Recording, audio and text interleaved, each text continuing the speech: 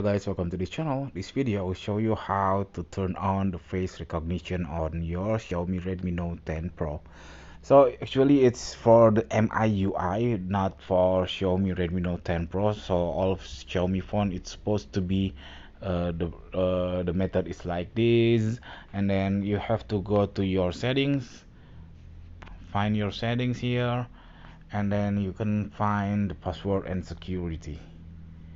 Okay, after that you click the password and security. Here my face unlock is off.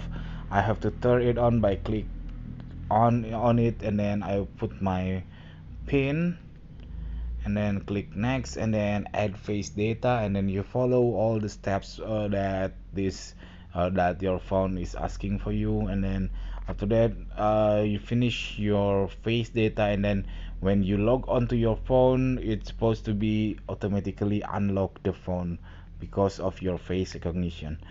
Okay, that's it. This is very simple tutorial. I hope it's helpful for you. If it's it, please subscribe our channel, and then if you have any question, please put on the comment below. Thank you. Bye.